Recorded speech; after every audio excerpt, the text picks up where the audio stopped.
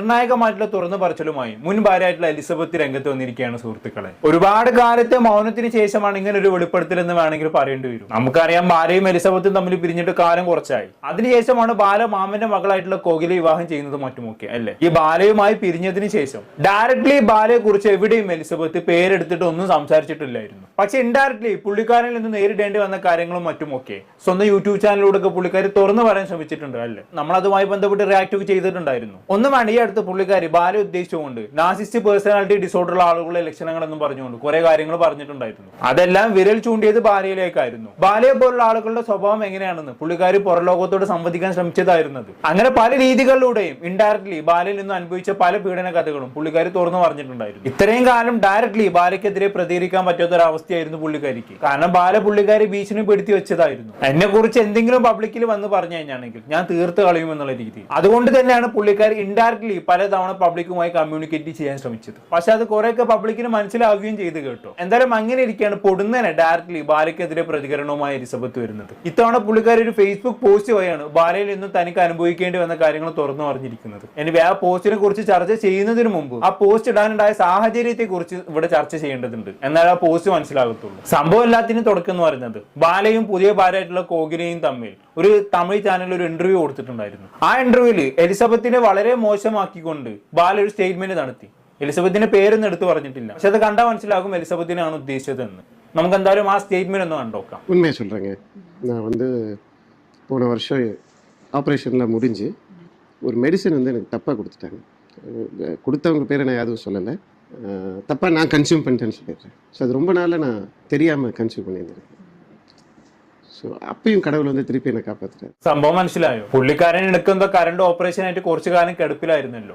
അപ്പൊ ആ സമയത്ത് കൂടെ ഉണ്ടായിരുന്നത് എലിസബത്ത് ആയിരുന്നു. അപ്പൊ എലിസബത്ത് ആ സമയത്ത് മനഃപൂർവ്വം തന്നെ ഇല്ലാതാക്കാൻ വേണ്ടി തനിക്ക് മരുന്ന് മാറി നൽകി എന്നുള്ളതാണ് പുള്ളിക്കാരൻ ആരോപിക്കുന്നത്. ഒരുപാട് കാലം എലിസബത്ത് അങ്ങനെ മരുന്ന് മാറി നൽകിയിട്ടുണ്ടായിരുന്നു എന്നൊക്കെ പുള്ളിക്കാരൻ പറഞ്ഞു വെക്കുന്നുണ്ട്. നിങ്ങളോട് മനസ്സിലാക്കേണ്ട കാര്യം, എലിസബത്ത് എന്ന് പറയുന്ന ഒരു ഡോക്ടറാണ്. പുള്ളിക്കാരനെ ബാധിച്ച അസുഖം എന്ന് പറയുന്നത് കരൾ സംബന്ധമായിട്ടുള്ള അസുഖമാണ്. ഈ കരൾ സംബന്ധമായിട്ടുള്ള അസുഖങ്ങൾക്കൊക്കെ നൽകുന്ന മെഡിസിൻ എന്ന് പറയുന്നത് ഹൈഡോസ് മെഡിസിൻ ആയിരിക്കും. ആ മരുന്നൊക്കെ മാറി നൽകാന്ന് പറഞ്ഞാണെങ്കിൽ ഞാൻ പറയണ്ടല്ലോ, സ്പോട്ടിൽ ആള് തട്ടിപ്പോവും. ഇത്രയും കാലം ജീവിച്ചിരിക്കുക പോലും ചെയ്യില്ല. ഒരു ഡോക്ടർ ആയിട്ടുള്ള എലിസബത്തിന് എന്തായാലും ഇതിനെ കുറിച്ച് ഒരു അറിവുണ്ടാവല്ലോ. അത് അറിഞ്ഞുകൊണ്ട് തന്നെ എലിസബത്ത് അങ്ങനെ ചെയ്തു എന്ന് പറഞ്ഞു കഴിഞ്ഞാണെങ്കിൽ എന്താ ഞാനിതിനൊക്കെ പറയാം. പുള്ളിക്കാരനെ എലിസബത്തിനെ കുറിച്ച് മോശമാക്കി സംസാരിക്കണം, അതിനുവേണ്ടി ഇങ്ങനെ പറയാൻ ഓരോന്ന്. പണ്ട് അമൃതനെ കുറിച്ചും ഇത് തന്നെയായിരുന്നല്ലോ ചെയ്തുകൊണ്ടിരുന്നത്. എല്ലാ ഇന്റർവ്യൂവിലും പോയിരുന്ന അമൃതനെ ഇങ്ങനെ കുറ്റം പറയാം. ഇപ്പൊ പിന്നെ അമൃതനെ കുറ്റം പറയാൻ പറ്റുന്നില്ലല്ലോ. അമൃതയും മോളും കൂടെ നല്ല പണി കൊടുത്തല്ലോ. അപ്പൊ ഇനി എലിസബത്തിനെ കുറിച്ച് രണ്ടെണ്ണം പറയാം. ഇനി നോക്കിക്കോ, ഇനി വരാൻ പോകുന്ന പുള്ളിക്കാരൻ ഒരു ഇതെല്ലാ ഇന്റർവ്യൂവിലും പോയിരുന്നിട്ട് എലിസബത്തിന് നല്ല കുറ്റം പറിച്ചിട്ടായിരിക്കും. പുള്ളിക്കാരന്റെ മുൻ ഭാര്യമാരിൽപ്പെട്ട ഏതെങ്കിലും പെണ്ണിനെ കുറിച്ച് എപ്പോഴും കുറ്റം പറഞ്ഞുകൊണ്ടിരിക്കണം. അതൊരു ശീലമായി പോയെന്ന് തോന്നുന്നു. എന്തായാലും ഇനി ഇപ്പൊ അമൃതനെ പിടിച്ച് കൊട്ടില്ലല്ലോ, അതാലോചിച്ചിട്ട് അമൃതക്ക് ആശ്വസിക്കാം. ഇനി അടുത്തരാന്ന് പറയുന്ന എലിസബത്താണ്. ഇനി എലിസബത്തിനെ കുറിച്ച് എന്തൊക്കെ പറയാൻ കിടക്കണില്ലേ. എന്തായാലും പുള്ളിക്കാരൻ പറയാനുള്ള ബാക്കി കൂടി കേട്ടോക്കാം. ஒரு 10 நாள் ஹாஸ்பிட்டலில் அட்மிட் ஆகிருக்கேன். அப்போ என் கூட இருக்கா அந்த டைமில் என்னை பார்த்துக்க வரேன். அந்த 10 டேஸுங்கிறது என் 2 கையிலையும் டியூப்ஸ் போகுது. இந்த 2 கையும் இப்படி தான் இருக்கும். ஸோ ஒரு பேசிக் நீட்ஸ்ன்னு சொல்கிறது, சாப்பாட்டிலேருந்து குளிக்கிறதுலேருந்து பாக்கி விஷயங்கள் எல்லாமே ஒரு தாயால் மட்டும்தான் பண்ண முடியும். அன்னைக்கு தான் நான் ஒரு தாரத்தை பார்த்தேன். മനസ്സിൽ തോന്നി. എങ്ങനെയുണ്ട്? കോകിലിനെ കുറിച്ചാണ് പറഞ്ഞത്. അതായത് ഞാൻ വയ്യാതെ കിടന്ന സമയത്ത് അവൾ ഇടയ്ക്കിടെ ഹോസ്പിറ്റലിൽ വരുമായിരുന്നു, എനിക്ക് വേണ്ട കാര്യങ്ങളൊക്കെ ചെയ്തു തരുമായിരുന്നു. അങ്ങനെ എനിക്ക് അവളുടെ ഇഷ്ടം തോന്നിയാണെന്നുള്ളത്. ഇതിനൊക്കെ എന്താ ഞാൻ പറയാ. ആ സമയത്ത് ബാലയ്ക്ക് വേണ്ട കാര്യങ്ങളൊക്കെ ഓടി നടന്ന് ചെയ്തത് എലിസബത്ത് ആയിരുന്നു. നമ്മളെല്ലാരും അത് കണ്ടതാണ്. അറ്റ്ലീസ്റ്റ് ആ നന്നെങ്കിലും ഒന്ന് കാണിക്കടേ. ഇപ്പൊ അതൊക്കെ മാറി എല്ലാം ചെയ്തത് കോകിലാണെന്നാണ്.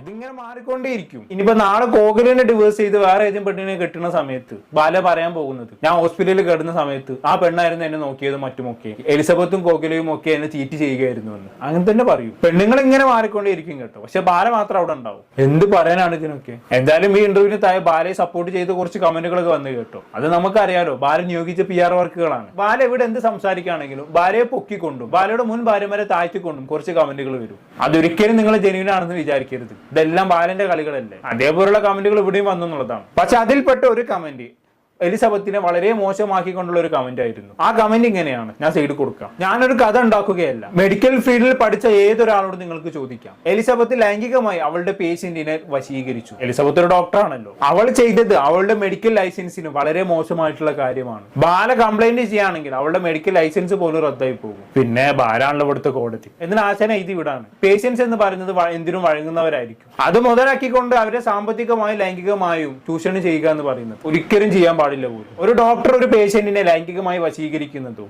അതുവഴി അവരുമായി ബന്ധം പുലർത്തുന്നതും മെഡിക്കൽ എത്തിക്സിൽ ദുരുപയോഗമാണ്. അത് ലൈംഗിക അതിക്രമണമാണ്. ഒരു ഡോക്ടർ അതൊരിക്കലും ചെയ്യാൻ പാടില്ല എന്ന് പറഞ്ഞ് ഇങ്ങനെ അടിച്ചു വിടുന്നുണ്ട്. എന്നിട്ട് ഇതെല്ലാം പറഞ്ഞതിന് ശേഷം അവസാനമുള്ള ബാലയുടെ പുതിയ വിവാഹത്തെയും പുള്ളിക്കാരനൊന്നും ന്യായീകരിക്കുന്നുമുണ്ട്. അതായത് പ്രായ വ്യത്യാസം നോക്കി രണ്ടു പേര് തമ്മിൽ വേർതിരിവ് നടത്താൻ പാടില്ല, അതൊരാളുടെ മതവും ജാതിയും നോക്കി വേർതിരിവ് നടത്തുന്നതിന് തുല്യാന്നൊക്കെ. സംഭവം മനസ്സിലായോ? ബാലക്ക് 40 വയസ്സായല്ലോ, കോകിലൊക്കെ കുറഞ്ഞ പ്രായമേ ഉള്ളൂ. അപ്പൊ അവര് തമ്മിലുള്ള ഏജ് ഡിഫറൻസിനെ കുറിച്ച് സംസാരിക്കുന്ന അത്ര ശരിയല്ല എന്നുള്ളതാണ് ഈ കമന്റ് ആൾ ഉദ്ദേശിച്ചത്. എന്തായാലും ഇങ്ങനെ നീളുന്നുണ്ട് കമന്റ്. എന്തായാലും ഈ കമന്റ് എന്തായി എലിസബത്തിന്റെ ശ്രദ്ധയിൽ അങ്ങ് വിട്ട്. നമുക്കറിയാം വളരെ ഗുരുതരമായിട്ടുള്ള കാര്യങ്ങളാണ് എലിസബത്തിനെ കുറിച്ച് ഇങ്ങനെ പറഞ്ഞു വെച്ചേക്കുന്നത് അല്ലെ. പേഷ്യന്റിനെ വശീകരിച്ചു, ലൈംഗിക ബന്ധം പുലർത്തി എന്നൊക്കെ പറയുമ്പോൾ ഒരു ഡോക്ടറുടെ റെപ്യൂട്ടേഷൻ അവിടെ ഇല്ലാതാക്കാണ് ചെയ്യുന്നത്. സംഭവം അങ്ങനെയൊന്നും ഉണ്ടായിട്ടില്ല. എങ്ങനെയെങ്കിലും എലിസബത്തിനെ മോശക്കാരിയാക്കണം, അതിന് ഭാര്യ നിയോഗിച്ച ചില കമന്റുകളാണ് ഇവരെല്ലാം. വായ തോന്നിയതെല്ലാം അങ്ങോട്ട് വിളിച്ചു പറയാണ്. പക്ഷെ എലിസബത്തിന്റെ ആസ്പെക്റ്റിൽ നോക്കുന്ന സമയത്ത് ഒരു ഡോക്ടർ എന്ന നിലയിൽ ഇങ്ങനെയൊക്കെ പറയുമ്പോ എങ്ങനെ നോക്കിയിരിക്കാൻ പറ്റും അല്ലെ. അങ്ങനെ പുള്ളിക്കാരി എന്താക്കി ഇതിന് നല്ലൊരു കിടിലം മറുപടി അങ്ങ് കൊടുത്തു. ആ മറുപടി ഞാൻ സൈഡിൽ കൊടുക്കാം. പുള്ളിക്കാരി പറയുന്നത് ഇതാണ്: ഇത്രയും തോന്നിയാവശങ്ങൾ ഞാൻ ചെയ്തിട്ടുണ്ടെങ്കിൽ ഒരു കാര്യം ചെയ്യും, ഭാര്യയൊക്കെ കൊണ്ടുപോയി കേസ് കൊടുക്കട്ടെ, എന്റെ മെഡിക്കൽ ലൈസൻസ് റദ്ദാക്കട്ടെ. ഞാൻ അയാളെ പരിചയപ്പെട്ടത് FP-യിൽ വെച്ചാണ്. ഞാൻ കൂടെ ഉണ്ടാകുമ്പോൾ തന്നെ അയാൾ മറ്റുള്ള പെൺകുട്ടികൾക്ക് മെസ്സേജ് അയച്ചതിന്റെയും വോയിസ് റെക്കോർഡ് അയച്ചതിന്റെയും ഒക്കെ തെളിവുകൾ എന്റെ കയ്യിലുണ്ട്. പിന്നെ അയാൾ എങ്ങനെ പിന്നെ കല്യാണം കഴിച്ചു എന്നുള്ളത് എനിക്കറിയില്ല. അയാൾ എന്റെ കഴുത്തിൽ താലി അണിഞ്ഞതാണ്, ഒരുപാട് ആളുകളെ കല്യാണത്തിന് ക്ഷണിച്ചതാണ്. പോലീസുകാരുടെ മുന്നിൽ വെച്ചാണ് അയാളും ഞാനും തമ്മിലുള്ള കല്യാണം നടന്നത്. കല്യാണത്തിന് ശേഷം അയാളും അയാളുടെ അമ്മയും എന്നോട് പറഞ്ഞത് എന്താണെന്ന് വെച്ചാണെങ്കിൽ 41 വയസ്സിന് ശേഷം മാത്രമേ കല്യാണം രജിസ്റ്റർ ചെയ്യൂ എന്നുള്ളതാണ്. അതിന് കാരണമായി അവർ പറഞ്ഞത് ജാതകത്തിൽ അങ്ങനെയാണ് പറഞ്ഞത് പോലും, 41 ശേഷം മാത്രമേ കല്യാണം രജിസ്റ്റർ ചെയ്യാൻ പാടുള്ളൂ എന്ന്. അതും പറഞ്ഞുകൊണ്ട് കല്യാണം രജിസ്റ്റർ ചെയ്തില്ല. അതിനുശേഷം അയാൾ എന്നെ മാനസികമായും ശാരീരികമായും ഒരുപാട് പീഡിപ്പിച്ചു. ഇപ്പോഴും അയാളുടെ ഗുണ്ടകളെ പേടിച്ച് കഴിയേണ്ട അവസ്ഥയാണ് എനിക്കും എന്റെ കുടുംബത്തിനും. ഇതാണ് എലിസബത്ത് കൊടുത്ത റിപ്ലൈ എന്ന് പറയുന്നത്.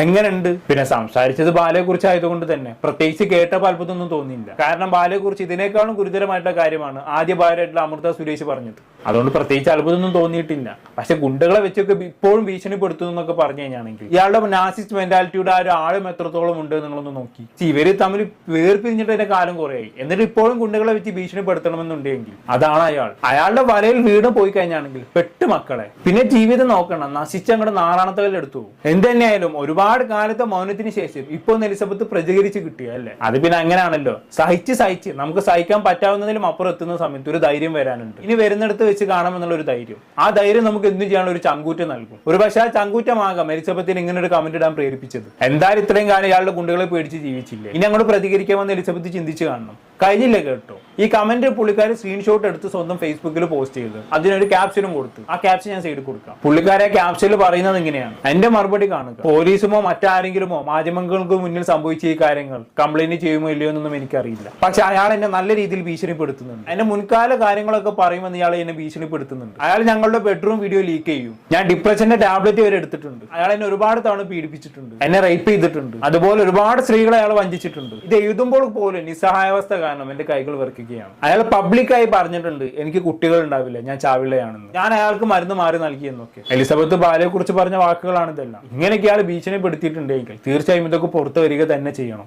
പാവം എലിസബത്തിന്റെ ഒരവസ്ഥയാണ് ഞാൻ ആലോചിച്ച് നോക്കുന്നത്. ഇയാളൊന്ന് കെട്ടിയെന്നുള്ള കാരണം കൊണ്ട് ഇവിടെ എന്തൊക്കെയാണ് അനുഭവിച്ചത് അല്ലെ. ഇങ്ങനെയൊക്കെ ഒരു ജീവിതം നയിക്കേണ്ടി വരിക എന്ന് പറയുന്നത് നമുക്ക് സ്വപ്നം കാണാൻ പോലും പറ്റാത്ത അവസ്ഥയാണ്. നാളെ കോകിലേക്കും ഇങ്ങനെ ഒരു അവസ്ഥ വരാതിരിക്കട്ടെ, അത്ര എനിക്ക് പറയാനുള്ളൂ. എന്തായാലും ഇതിന്റെ കോൺസിക്വൻസുകൾ ഒരുപാട് എലിസബത്ത് ഫേസ് ചെയ്യേണ്ടി വരും. നോക്കിക്ക് ഇനി ഇയാൾ വീട്ടിൽ ഗുണ്ടകളൊക്കെ വിട്ട് ഭീഷണിപ്പെടുത്താനൊക്കെ തുടങ്ങും. ഇനി എങ്ങനെയൊക്കെ എലിസബത്തിനെ ദ്രോഹിക്കാൻ പറ്റും ആ രീതിയിലേക്ക് ദ്രോഹിക്കാനുള്ള പണികൾ ഇയാൾ എടുത്തുകൊണ്ടേയിരിക്കും. ഇയാളുടെ സ്വഭാവം വെച്ച് ഇയാൾ ഇതും ചെയ്യും, ഇതിനപ്പുറം ചെയ്യും. എന്തായാലും എല്ലാം നേരിടാനുള്ള ധൈര്യവും ചങ്കൂറ്റവും എലിസബത്തിന് ഉണ്ടാവട്ടെ അല്ലേ. ഇനിയിപ്പോ എലിസബത്ത് ആരും പേടിക്കേണ്ട ആവശ്യമില്ല, ധൈര്യമായിട്ട് മുന്നോട്ട് പോവാം. ഞങ്ങൾ എല്ലാവരും കൂടെ ഉണ്ട്, അത്ര എനിക്ക് പറയാനുള്ളൂ. എന്താണ് നേരിട്ട് നിങ്ങൾക്ക് തോന്നുന്നത് താഴെ കമന്റ് ബോക്സിൽ രേഖപ്പെടുത്തും.